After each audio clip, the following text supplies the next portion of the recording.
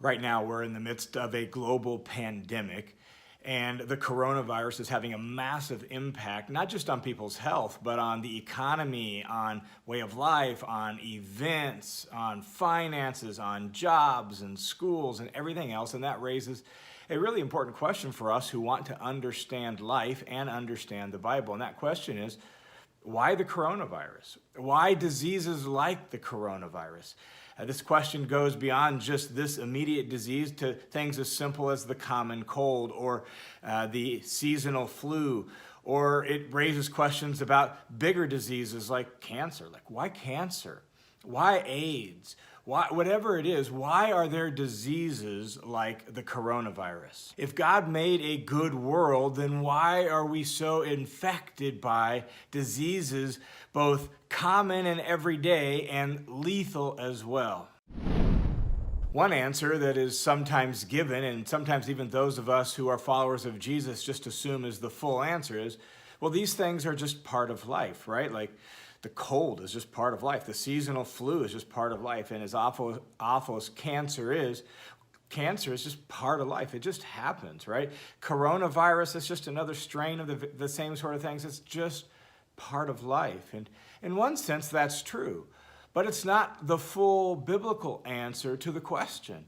It's not really the full answer as part of a biblical worldview. In the Bible, God made a good world, a perfect world where everything was right. And in fact, when God first made the world, there were no diseases. The common cold didn't exist. The flu didn't exist. Certainly the coronavirus didn't exist. There was no cancer, right? You can even extend that beyond disease to other things that we think of that are just part of life that are bad. Think of natural disasters. When God first made the good world, there were no hurricanes, there were no tornadoes that wiped out neighborhoods, there was no really anything like disease and death and natural disasters and the devastation we see in our world that we think of as, well, it's just part of life. Well, those didn't exist when God first made the world. God made a good world, according to the Bible, and everything worked right in it. And these sorts of things weren't part of that good world. So what happened?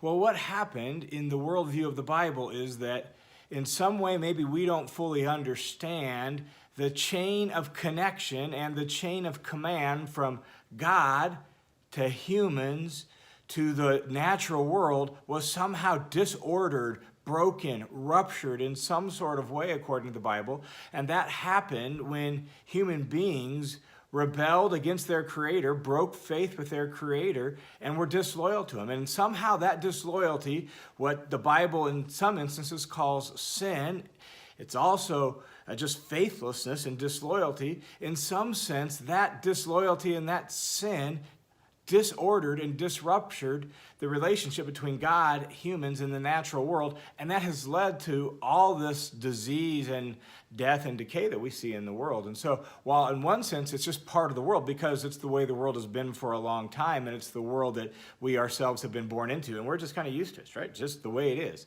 In one sense, that's the case. In another sense, the Bible says, but it wasn't supposed to be that way. That these sorts of things are Johnny-come-latelys onto the scene of human history and into the scene of the natural world that weren't part of the way God intended the world to be. And what that means is that when God is carrying out the work of redemption to put the world back to proper working order, it's not just human beings He's going to save. Sometimes we think of the plan of salvation as purely an individualistic, human sort of thing. God's saving humans, and He's going to take them away to heaven someday.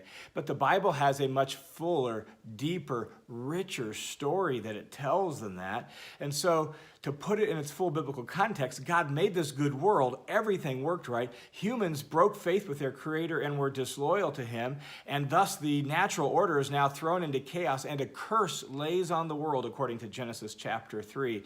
And the world doesn't work the way it originally did and the way God intended it to and the way it was supposed to. The goodness has been broken. Now there is disease. Now there are things like COVID-19, the coronavirus, right? Now there is cancer and all that. now there are natural disasters, tornadoes and hurricanes and things like that that didn't used to be that way. What is God going to do about it? And the redemption that he's provided in Jesus actually provides a full, comprehensive solution, not just to the human component, but even to the natural world component. Listen to these words from Romans chapter 8. For I consider that the sufferings of the present time are not worth comparing with the glory that is to be revealed to us.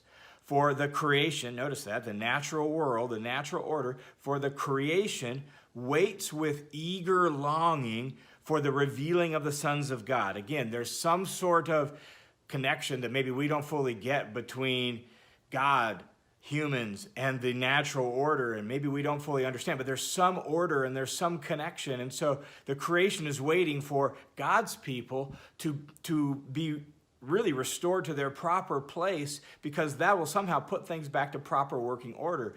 So the creation's waiting for the revealing of the sons of God. Verse 20 says, for the creation was subjected to futility, not willingly, but because of him who subjected it. And so this curse that lays on the world as a result of human rebellion.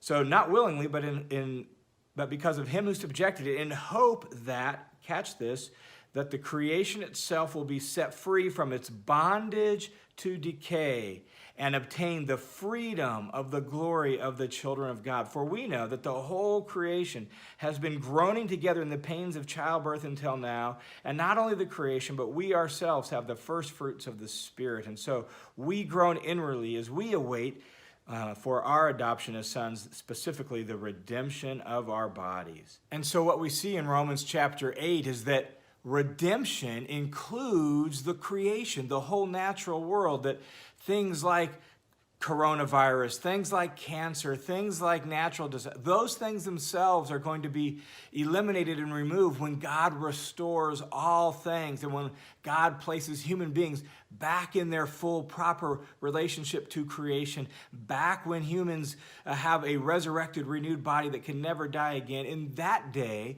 when God restores all things, disease and death and all of that will be removed. And so coronavirus, well, guess what? It's not really the way it's supposed to be. Coronavirus, cancer, the common cold, and really anything that ruins God's good creation is not the way it's supposed to be. And it's subject to God's redemption. God's going to remove it. God's going to eliminate it, and he's going to make all things new. And when he does, everything will be right. When there's a new heavens and a new earth, there will no longer be any diseases. There will no longer be any destruction or decay or even death, because everything has been changed. Listen to these words from Revelation chapter 21. When the story comes full circle, here's what God says. Revelation 21. Then I saw a new heaven and a new earth, for the first heaven and the first earth had passed away, and God's making all things new now. And I saw the holy city, the new Jerusalem, coming down out of heaven from God, prepared as a bride, adorned for her husband. And I heard a loud voice from the throne saying, behold, the dwelling place of God is with man, and he will dwell with them, and they will be his people, and God will be with them as their God. Notice that the way God walked with Adam and Eve in the very beginning in the Garden of Eden, God is restoring that. He's going to come and live with people again. And so God will be here. And listen to these words from verse 4.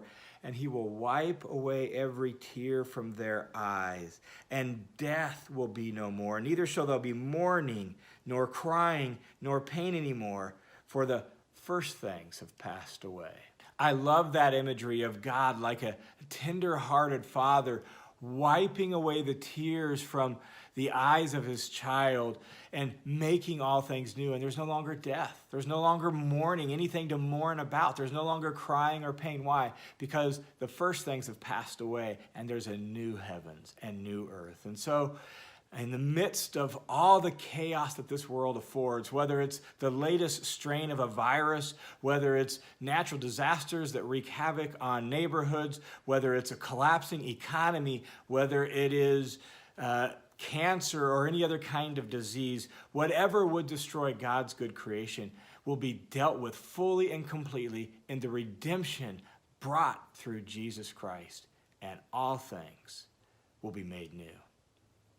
I hope that encourages you as much as it encourages me. We have a great and glorious hope that God has provided. And so, my friends, live in hope. Set your eyes fully on the hope to be revealed when Christ returns and makes all things new. God bless you guys. I look forward to talking to you.